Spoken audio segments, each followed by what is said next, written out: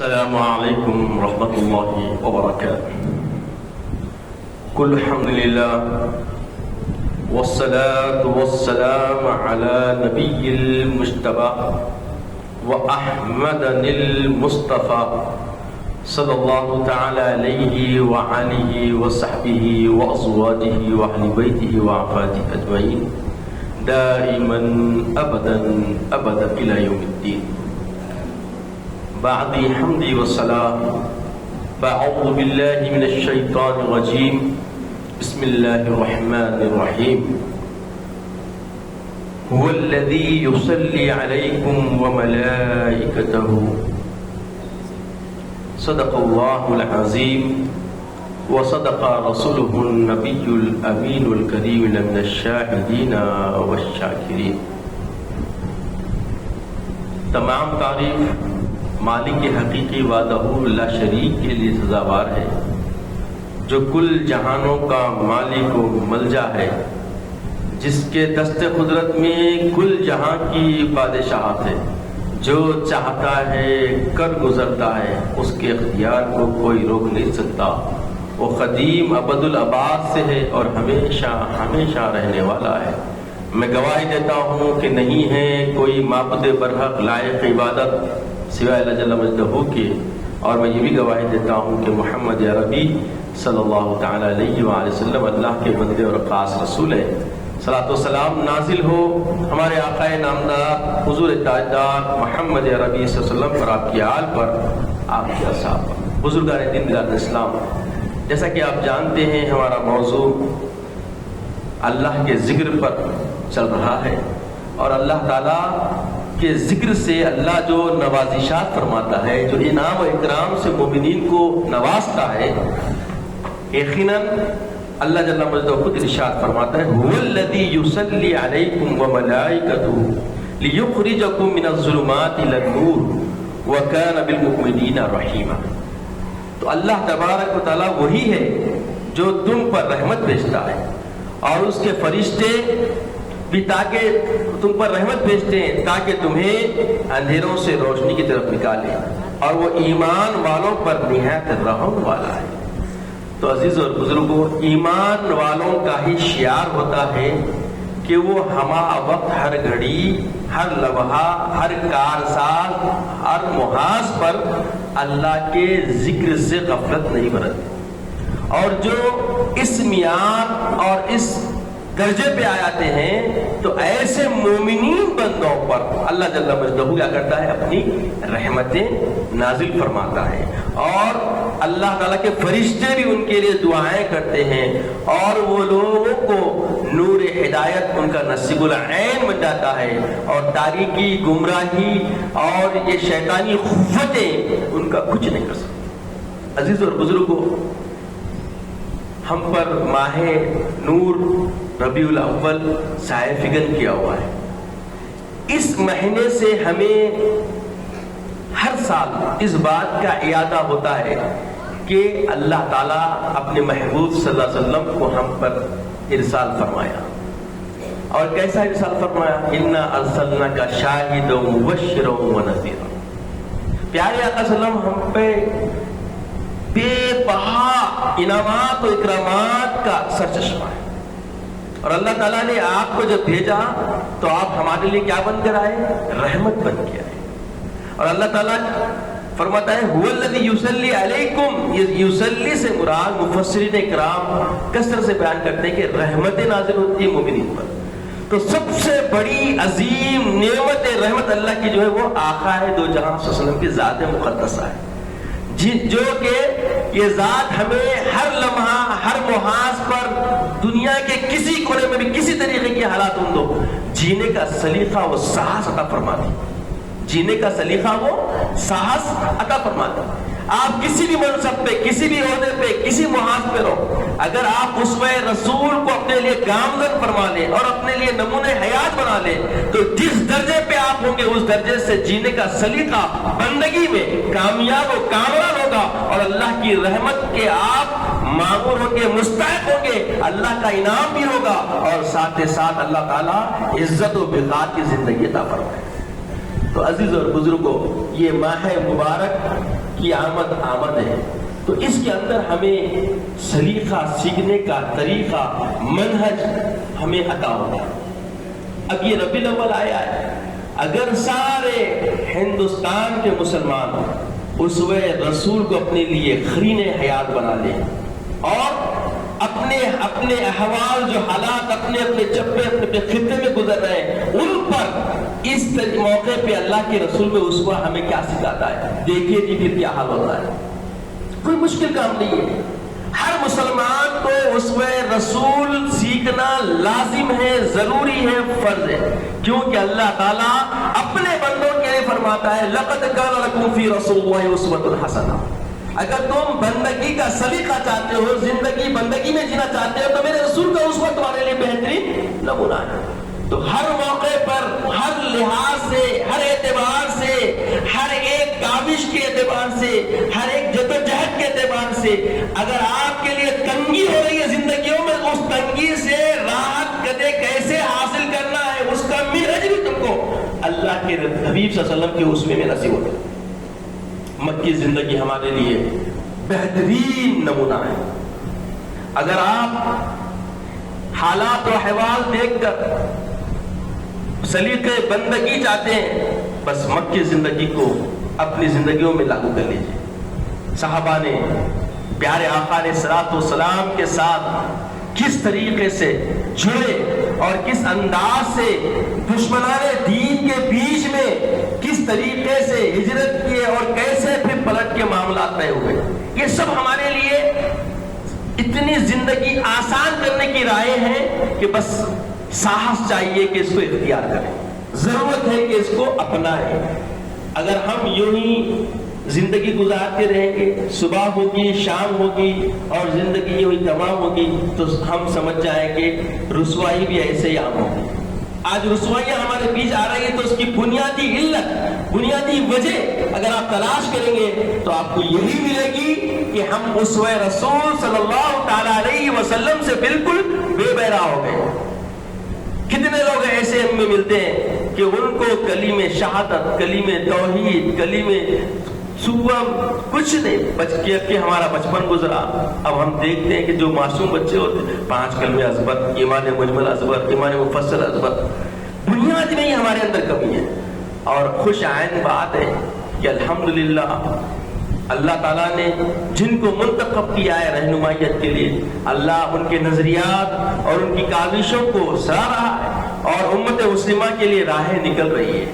اور دیکھیے اسلاف کا طریقہ، یہ ورثہ آسان نہیں ہے کسی کے ذمہ آنا۔ بانی جامع نظامیہ علیہ رحمت و رضوان ایک ادارہ قائم کے جامع نظامیہ، کس کے حکم سے؟ اللہ کے رسول کے حکم سے۔ اور سب سے پہلی آیت جو آئی ہے اقرأ باسم ربک الذی خلق، تعلیم کی رہنمائی کر۔ تو تعلیم بنیادی اثاثہ ہے اور تعلیم ہی ہے جو اسوہ رسول سے ہمیں جوڑتی ہے۔ اگر آپ چاہتے ہیں کہ اسوہ رسول پر چلے تو تعلیم کی ضرورت ہے، اور جب تک تعلیم حاصل نہیں کریں گے، تعلیم کو اپنے لیے ضروری اہمیت کی حامل نہیں سمجھیں گے، تو سمجھ لیجئے راہ نجات ممکن نہیں ہے۔ اس گمراہی سے نکلنا آسان نہیں جس تاریکی میں ہم پڑے ہوئے ہیں۔ تو اس تاریکی سے نکلنے کے لیے کیا چاہیے؟ ہمیں علم چاہیے، اور علم اسی وقت ملتا ہے جب بندہ اللہ کا ذاکر ہوتا ہے۔ اللہ کا ذاکر ہوا تو دیکھیے پھر انعامات کیسے ہوتے ہیں۔ کتنے ہم ایسے ہیں کہ ذکر سے غفلت میں پڑے ہوئے ہیں۔ ذکر کیا ہے جی؟ ہر وقت اللہ کا ڈر، اللہ کی یاد لیے ہوئے ہمیں چلتے پھرتے اٹھتے بیٹھتے۔ جب ہم اللہ کے ذکر میں رہیں گے، اللہ کے ذکر کو فکر میں رہیں گے، تو دیکھیے پھر معاملہ کیا ہوتا ہے۔ سب سے پہلے اللہ کی پسند کیا ہے؟ رسول کی ادا ہے، رسول کا اسوہ۔ بغیر رسول کے اللہ تعالیٰ خوش نہیں ہوتا۔ ہوتا کیا؟ ممکن ہی نہیں ہے۔ تو رسول صلی اللہ علیہ وسلم کو کیا کہتے ہیں؟ معلم انسانیہ۔ کیا کہتے ہیں بولیے؟ آج جو بیرا روی آپ دیکھ رہے ہیں ارد گرد، یہ بیرا روی اسلام کے آنے سے پہلے بہت زیادہ عروج پہ تھی۔ اس کو سلیقہ دینے والے، اس کو طریقے پہ لانے والی ذات کا نام محمد عربی صلی اللہ علیہ وسلم ہے۔ پیارے آقا علیہ السلام نہ ہوتے تو یہ دنیا میں جو انسان نظر آ رہے ہیں ان کا تصور ختم ہو چکا ہوتا، چونکہ اتنی درندگی دنیا میں عام ہو گئی تھی کہ ہندوستان میں بھی ستی کا رواج تھا۔ یاد رکھیں یہ اسلام کی دین ہے، اسلام کا شعور ہے کہ ہر چپے چپے سے جو ظلم انسانوں پہ ہوا کرتا تھا اس ظلم کا خاتمہ کرنے میں اسلام کا رول ہے، اسلام کی حقانیت ہے اور اللہ کے حبیب صلی اللہ علیہ وسلم انسانیت کی تعلیم ہے۔ آج ہم آقا دو جہاں صلی اللہ علیہ وسلم کے چاہنے والے عشاق ہیں، ہمیں بھی سلیقہ سیکھنے کی ضرورت ہے اور اسی طریقے کو اپنانے کی ضرورت ہے۔ خود بھی عمل پیرا ہو، خود بھی علم حاصل کریں اور اپنی آل اولاد کو بھی حاصل کروائیں۔ عزیز اور بزرگوں، علم کے حصول کے لیے کوئی عمر نہیں ہوتی، جہاں احساس ہو گیا بس وہیں جانا ہے۔ یاد رکھیے بڑے بڑے علماء فرماتے ہیں کہ ہم طالب علم ہیں، یعنی انسان کے لیے من المہد الی اللحد، اماں کی گودی سے تعلیم شروع ہوتی ہے، خبر میں جانے تک سیکھتے رہنا ہے۔ آپ سیکھ رہے ہیں، اس وقت حالات سکھا رہے ہیں۔ اگر حقیقی طور پہ آپ دیکھیں تو ایمان کا ہمارا امتحان ہو رہا ہے کہ ہم کتنے ایماندار ہیں۔ ہر محاذ پہ ہمارے ایمان کا امتحان ہوتا ہے اور ایمان کی تجدید ہوتی ہے، ایمان کا احیاء ہوتا ہے۔ اسی لیے تو 5 وقت اذان ہوتی ہے ایمان کی تجدید کے لیے، 5 وقت مسجد میں حاضر ہوتے ہیں ایمان کی تجدید کے لیے۔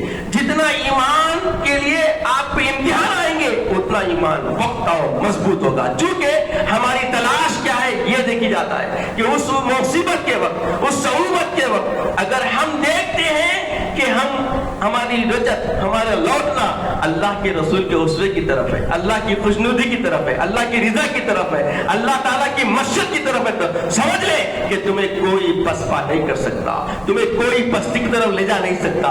تو عزیزوں اور بزرگوں، مجھے کل رات میں ہمارے انتظامیہ کمیٹی کی طرف سے اطلاع ملی کہ نماز کے اوقات میں بھی کچھ تبدیلیاں آپ پر ہوئی نہیں۔ الحمدللہ آج انشاءاللہ 1:30 بجے جماعت ٹھہر جائے گی اور بہت بڑی خوشی کی بات یہ ہے کہ میں دل کی گہرائی سے اللہ رسول کی رضا جوئی کے لیے کہہ رہا ہوں کہ بہت بڑا کام آپ کے مزید طے ہو رہا ہے اور یہ خطہ تمہارا انشاءاللہ آنے والے نسلوں کے لیے ثمر آور ہوگا اور یہ بہت بڑا کام ہے۔ اور اس کام کے لیے عزیز اور بزرگوں، جو لوگ چھپے ہوئے یہاں کرتے رہتے ہیں، میں یہاں کسی کی چاپلوسی کے لیے نہیں بول رہا ہوں۔ ایم پی صاحب میرے پیچھے پہلی مرتبہ نہیں، محمد شکور میں 12 مرتبہ نماز پڑھے ہیں، اللہ ان کی عمر دراز فرمائے، ان کو صحت سے رکھے۔ میں ان کی چاپلوسی کے لیے نہیں بول رہا ہوں، ان کو معلوم ہے، وہ بیچارے نظر رکھتے ہیں کہ اللہ تعالیٰ کو قائد بنایا ہے۔ تو یہاں بھی اور میں یہی طریقہ دیکھا، محمد شکور میں بھی آتے تو پورا اندر نہیں آتے تھے، جالیوں کے باہر حضرت نماز پڑھتے تھے۔ وہ جو واقعات ہوئے مکہ مسجد کے اس وقت بھی محمد شکور میں حضرت موجود تھی، میں اس کی شہادت دیتا ہوں۔ تو میں دیکھا کہ یہ چیز سب کو، جو بھی اللہ جس کو بھی مقام و مرتبہ دیا، یہ سلیقہ بہت پیارا ہے۔ اس سے جتنے بھی تربیت یافتہ لوگ ہیں ایسے لوگوں کے لیے خیر کی دعائیں مانگتے ہیں اللہ سے، یاد رکھیں۔ تو بے باغ دہلی بات عرض کر دوں کہ یہ بہت بڑا کام ہو رہا ہے، اللہ تعالیٰ ذریعہ بنایا ہے، تو اس خطے کے لوگ اس کو سراہنا چاہیے۔ ہم دیکھتے ہیں، بچپن سے دیکھتے ہیں کہ ہمارے بابا کے اندر اتنی محبت ہے، اتنی محبت ہے جماعت سے کہ وہ جب بھی ہم کو تلقین، آج بھی تازگی کی طرح بولتے وہ گاؤں تحت مرحوم سلطان صلاح الدین اویسی صاحب رحمۃ اللہ تعالیٰ علیہ، جو بہت بڑی سیاست کا معاملہ رہا حضرت کا، تو جو حضرت کی شادی ہوئی تھی تو فوری جو ہے نا آپ کے سعید علی چبوتری میں لوگ فون کر دیے تھے، تو حضرت ویسی حالت میں ویسے موقع پہ بھی ترجیح دی ہے ملت۔ یہ ایسے واقعات ہیں کہ یہ ہماری جماعت کے لوگ ایسا کر سکتے ہیں، کوئی اور اس کو کرے ایسا دنیا میں نہیں ملتا۔ تو یہ جو ہے نا ہم کو گھٹی اس طریقے سے محبت وابستگی، اب جب چینلوں پہ ہم دیکھتے کہ لوگ مختلف سوال کرتے، یہ تمہارا کہنا ایسا کیسا ہے ویسا کیسا ہے، ایم پی صاحب سے پوچھتے تو ہم تعجب ہوتا کہ یہ سب بزرگوں کی دین ہے، بزرگوں سے وابستگی کا سلیقہ ہے، اس کی نعمتیں کہ دلوں میں اللہ تعالیٰ محبت ڈال دیا، چاہے کچھ بھی ہو۔ یہ جو دنیا کے واسطے محبت نہیں ہے، یہ سب مصیبتوں میں ایک دوسرے کی ساحت اور ایک دوسرے کے لیے ذریعہ، ایک دوسرے کے لیے ہمت بننے کا نتیجہ، اور اللہ اس کو قائم و دائم رکھے، اللہ تعالیٰ پروان چڑھائے۔ تو عزیز اور بزرگوں، منہ دیکھی بات کرنا بہت بڑا گناہ ہے، اور اس وقت ہماری قوم میں علم کی کمی کی وجہ سے ظلم وجہین، 2 چہروں والے لوگ پیدا ہو رہے ہیں۔ اللہ اس بڑے عذاب سے، اس بڑی مہلک بیماری سے مسلمانوں کی حفاظت فرمائے، خاص کر حیدرآباد میں ظلم وجہین، 2 چہرے والے، موقع شناس، موقع پرست، موقع کے طریقے سے تبدیلیاں لانے والے بہت دیکھنے میں آ رہے ہیں۔ تو یاد رکھیے، اگر چاہتے ہیں کہ اللہ جل مجدہ اپنی رحمت تم پہ نازل فرمائے تو کبھی اپنے چہروں میں ذل وجہین والی صفت آنے نہ دیں۔ یاد رکھیے، موقع دیکھ کے موقع پرستی سے اپنے مفاد کے لیے قائد کے قریب چلے جا رہے ہیں، موقع نہیں ملا، کچھ چانس نہیں ملا، قائد کے خلاف بول رہے ہیں، تو ایسا نہیں ہونا چاہیے۔ چاہے تکلیف ہو چاہے راحت ہو، آپ للہ محبت رکھیں، اللہ کے لیے الفت رکھیں، پھر دیکھیں نتیجہ کیا ہوتا ہے۔ موقع پرستی کسی کو ہاتھ ساتھ نہیں دیتی بلکہ یہ ہاتھ دیتی۔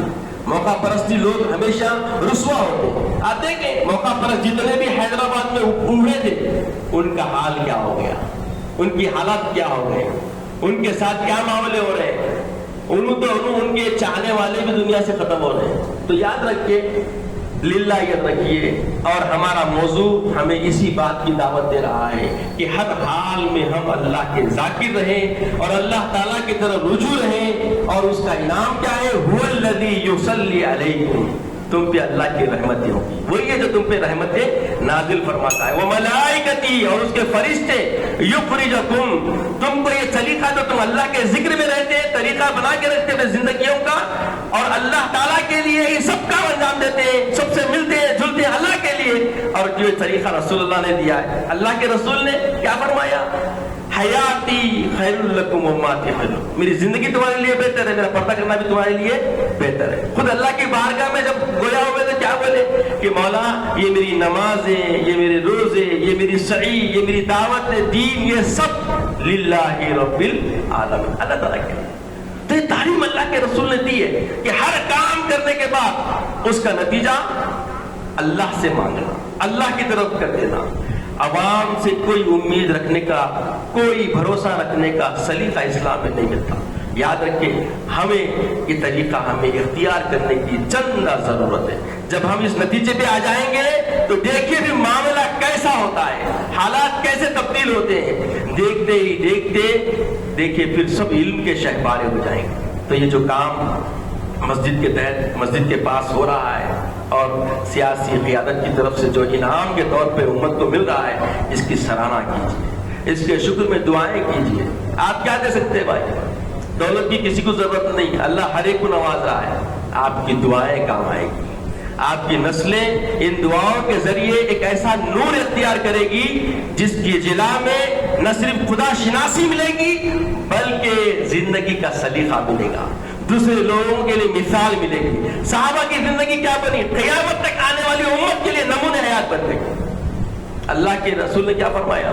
الصحابی کالنجوم، میرے صحابہ تاروں کے مانند، فمن اقتدیتم اہتدیتم، کسی ایک صحابی کو بھی رہنما بنا لو گے تو تم ہدایت پائے گے۔ تو یہ کوئی معمولی بات ہے کیا؟ وہ یہ سب کس وجہ سے؟ رسول کی رفاقت کی وجہ سے۔ تو ہمیں عشق نبی اللہ نے نوازا ہے، یہ نعمت ہے اللہ کی، اللہ کا جتنا شکر کرے کم ہے اس نعمت کے عوض میں۔ تو ہمیشہ شاکر بنے اور اپنی زندگی کو بھی سنوارے، اور ساتھ ساتھ دوسروں کے لیے بھی خیر کی دعوت کا ذریعہ بنے۔